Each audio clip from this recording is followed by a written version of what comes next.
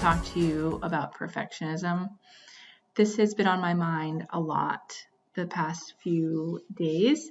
But first, I want to tell you that my 3-year-old Finley had a temper tantrum tonight at bedtime because I wouldn't let her wear a tutu to bed.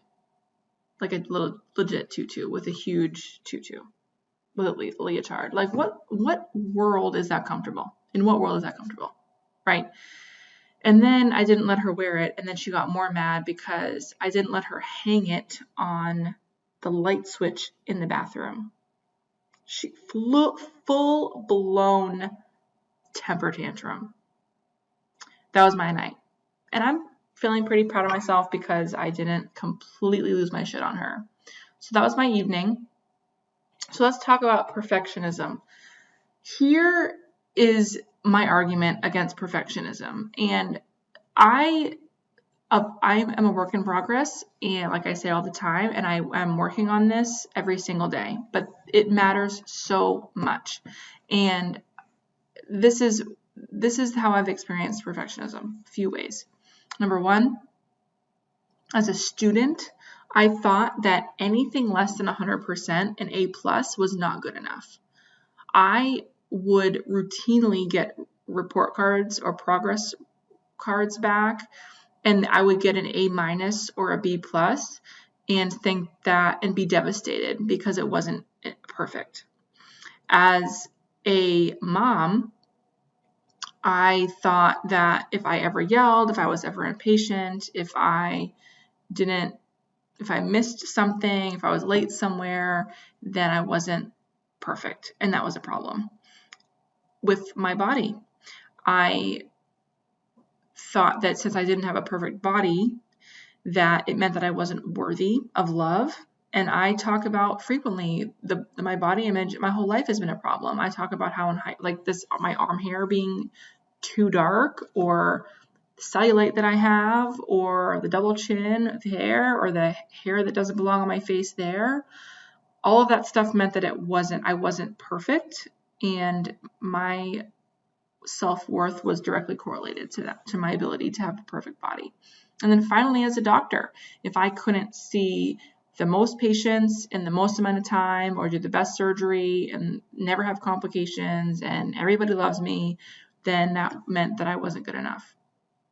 So the real key that I want to tell you about with perfection is that what it really is fear.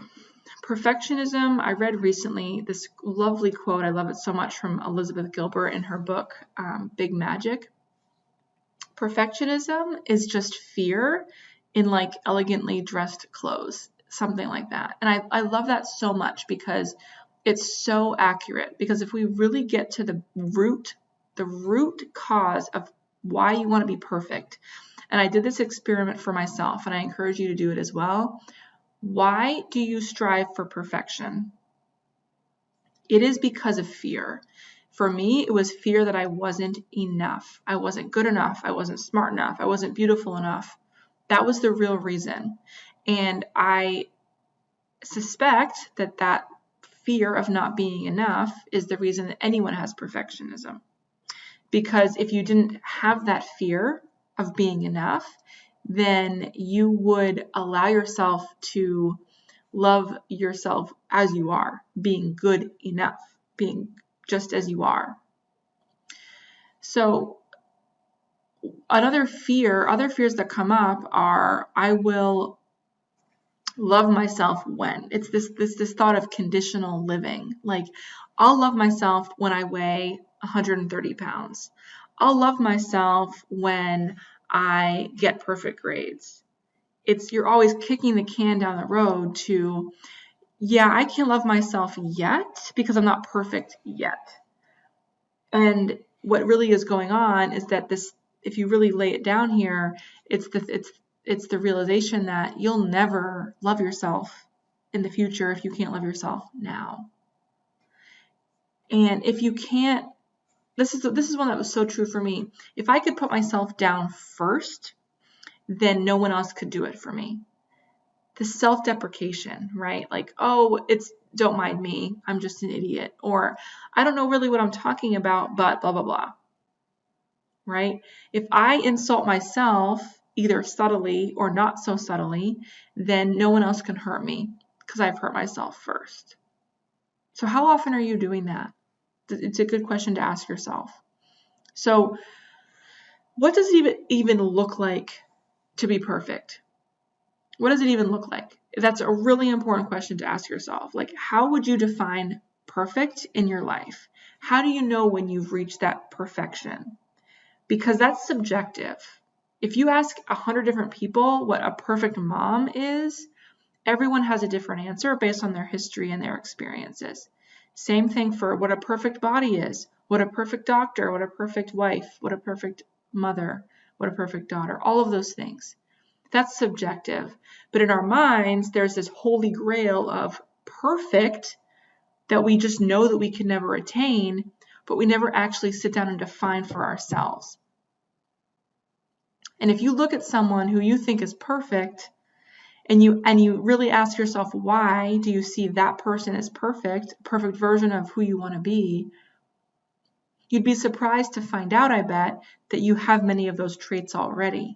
You just haven't allowed yourself to acknowledge them because you're lacking self-love. And finally, what's holding you back from who you were meant to be? It's perfection. That's perfectionism. If you have that block of perfection up, then that gives you an excuse to not strive for the big goals, to not go after what you want. Because if you have a goal of perfection and growth requires failure, those aren't compatible. Those aren't compatible things. So instead of going for what you want, creating the life that you want, you stay safe and full of self-loathing in a place where perfectionism is the goal, but not attainable. So what do? This is what I think. This is what I recommend for you. This is what really worked for me. Define perfect. Define perfect. What does perfect look like to you? What's the perfect parent? What's the perfect career position that you have? For me, what's the perfect doctor look like? And if I really sat down and asked myself the questions, what's perfect? It's so clear to me that that doesn't exist because human beings are imperfect. We're not meant to be perfect. The growth is the goal. The second thing is consider that perfection is actually hurting you. Take a look at your past, and I don't encourage this often, but take a look at your past here and say, where has perfectionism hurt me? And where has perfectionism actually helped me? Because I would guess, if you're anything like me, the list of where perfection has hurt you is much longer than where it has helped you. I cannot think of one example in my life where perfectionism has been useful. Not one. And finally, experiment. Experiment with not being perfect. Maybe sometimes at the end of the day, you recognize that you weren't the perfect parent today, and then you just say, and that's okay. And that's okay. Today I was not the perfect parent, and that's okay.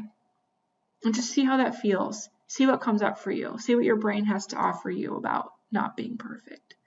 And just allow those things to happen.